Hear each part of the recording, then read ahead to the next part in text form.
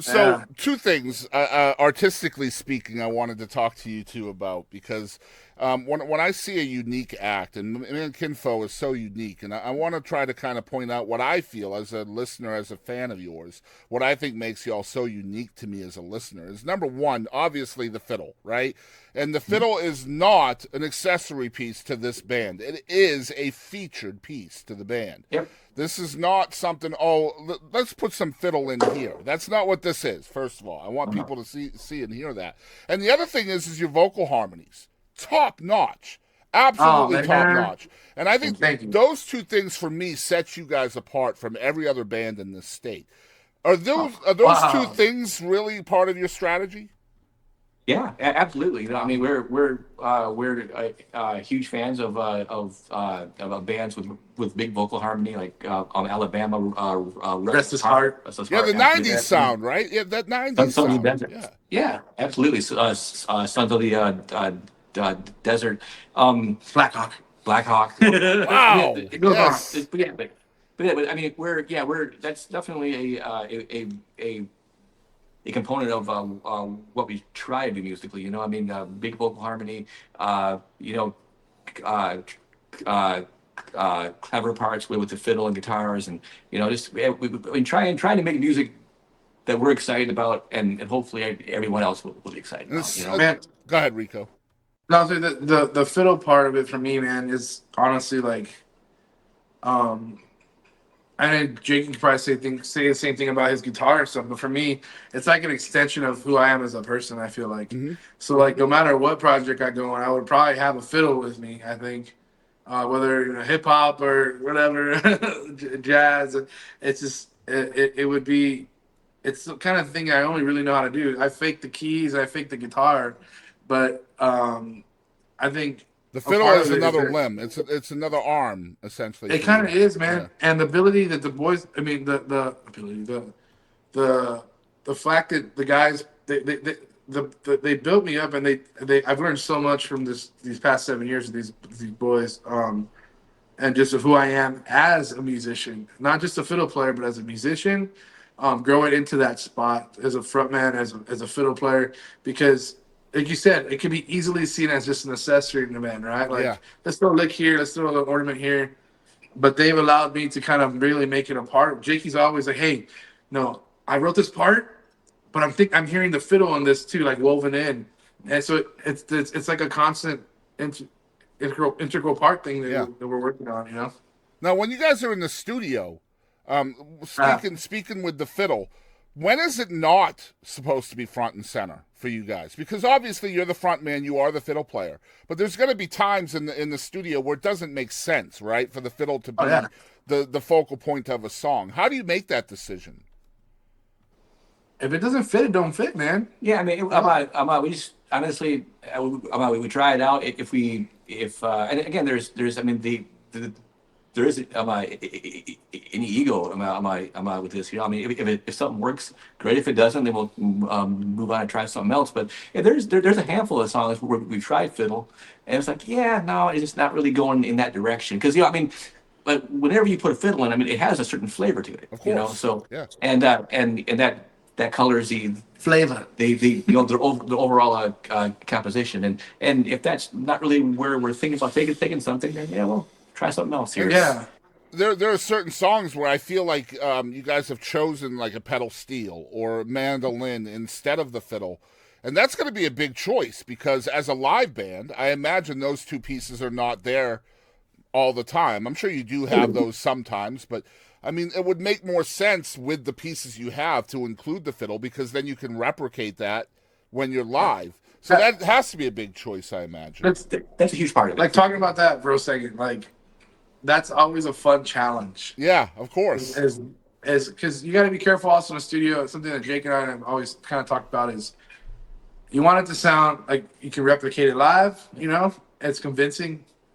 I would love if we could afford a full time keyboard player or steel player with us. I mean, Hmm. it'd be awesome. Horn sections, backup singers, You know what I mean? Like, 17 piece. yeah, it'd be Brass so section, cool. let's go. Listen, big man, Lyle love it. Well, I love it, big band. Yeah, but it'd be great. But the challenge, I guess, is making it sound full live and adding the important elements that really make the song, you know. And it's funny because, like I said, these boys have helped me grow as a musician.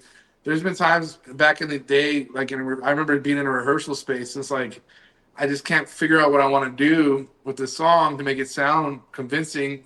So I was like, you know what? I'm just gonna play guitar and strum, you know. And it's like they're like, no, Nope. like you put that, you might have to do guitar on this part. Like put that fiddle back. They're like, you can play guitar during this part, but then maybe play keys on this first, and then play fiddle on this part. And so they're always pushing me personally to do that, to as many elements. And now Jakey one time was doing a lap pedal, a lap steel, and and we were playing with stuff right now, man. And the new stuff, like I said, not all of it has fiddle on it, and that's cool. Well, first of You all, know, I want to say that I love the fact that your band is chipping away at your humility, and they recognize that there are certain things that you should own, and that is definitely one of them, right? Is just your chops on the fiddle. I agree with the band's standpoint on that. Sometimes it's a huge weakness to be too humble. And it's good to know that your band recognizes your sound and your role within that. And you have to own that, Rico. You got to get better at that, man. You know what I'm saying? Trust me, I'm probably making myself sound too humble. I'm not, I promise. So let's try to blow up Rico's head a little bit more. I'm really excited about your vocal range. Just unbelievable vocal range. Wait. I knew you were gonna chuckle at that, but by God, I was listening to Sunny in '72, another great song. My dude, you reach some places, man. I don't know. Do I? I appreciate that, Chris. Thanks, man. No, seriously, I'm a big fan and a Thank big you. component of vocals as an instrument. I don't think it's really looked at enough within the industry, and no one's ever told me that, man. So I don't know how to react to that. I'm sorry. and that's cool, man. That's cool. I just again, I feel like people overlook and underrate vocals as an instrument, and It means a lot, dude. I mean, you look at somebody, we talked about pop music earlier, Rico. Let's talk about Billie Eilish and how she uses her vocals as an instrument. Yeah. You do the same thing to an extent, and when you need to reach an emotion and kind of give that emotion to a listener, you are very adept at that, and I love that in your sound, dude. So, oh my gosh, I thanks, love that, That's man. crazy. Yeah, I wanted to point that out vocally because, again, I always try to try to find the things that make folks unique, you know? That means a lot, man, because I've always been really self-conscious, honestly, about my vocals. I know they're not the best. I know they have a weird tone to them, but that's just who I am. And, you know, we first put this together, like I said, with Dano, we were driving. He's like, man, we got this band. You know, we're going to get Jake. Guitar would be great. I still remember it was dark. We're in his car. We're driving down from Bay City, Michigan. And he's like, you know, maybe we can get this guy to play bass. How's this going to work? Who's going to sing?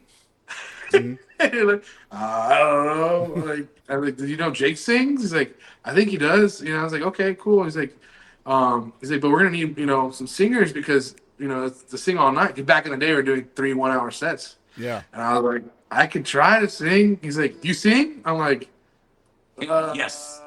And he's like, let me hear it. I remember sitting in a car, me and Dano, so awkwardly being like, you're as smooth.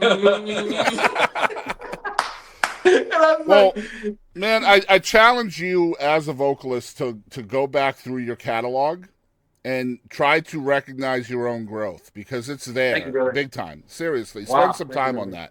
that. Man, That's cool.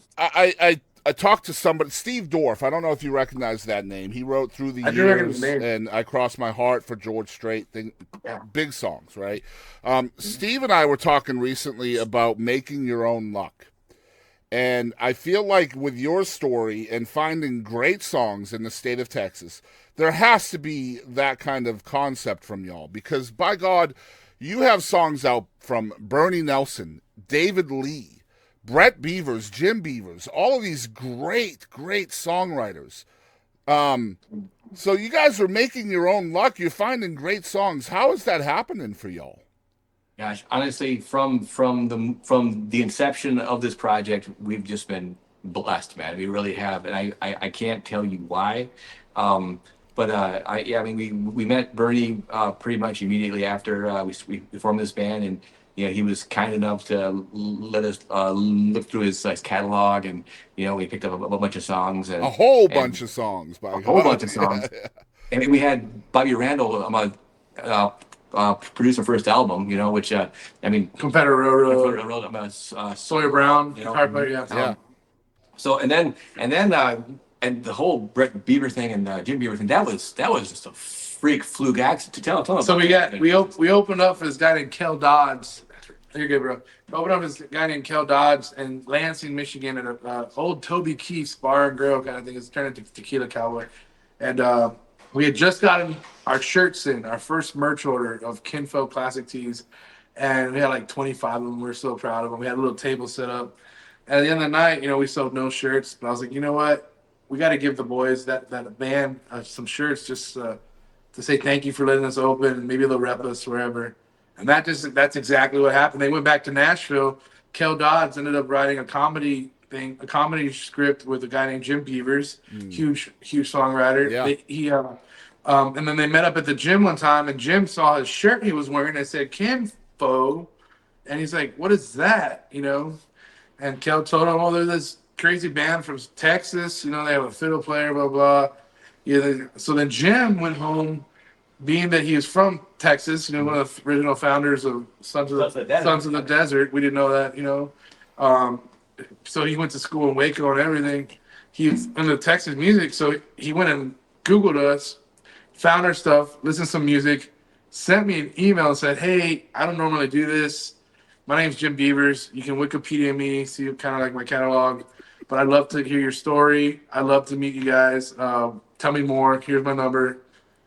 Dude, it's all through a merch transact. Like we just gave them. So merch is key here, guys. There you go. That's We talked. You guys talked a little bit earlier about getting out there, networking, meet everybody, go everywhere. This is a product of that, isn't it? Yes, it really is. It truly is. Yeah. Your band name, your merch. I mean, it's your calling card, man. I mean, it can create opportunity for you, and that's just it. On my merch blood. My merch is a lifeblood. To any organization anyway.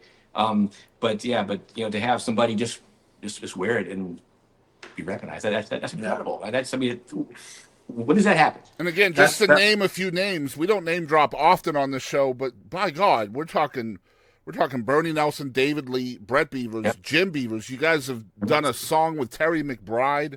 I mean, and this is all just from being amazing at what you do, networking, and just all of that, and again, making your own luck and putting your name in the hat, so to speak, right? David Lee told us one thing that stuck with us for a long time in the beginning. He said, if you're doing things right, luck will come to you. Things will come to you. You'll start, things will start happening for you, and you'll notice. He's like, a lot of people go out and and it's good to go out and hustle, and like, I'm not saying don't do that, but I'm saying a lot of people don't. They're like, wear themselves out. Like, what am I doing wrong? What am I doing wrong? He's like, no, do you, and it'll come. Yeah. And so, I guess it's about making yourself the answer to the right questions, right? There you go. Really is, yeah. So like, who can we call? Well, call Rico. Well, call Jake. Well, who can do this for us? Well, call Kin Faux. That's essentially what it is, right? Like being on the tips of someone's tongue. It's all, sum it all up. You can say that this industry right here, I feel like, is built on relationships. Absolutely. If you're an asshole, you're not going to have a lot of friends. Yep. If you care about people,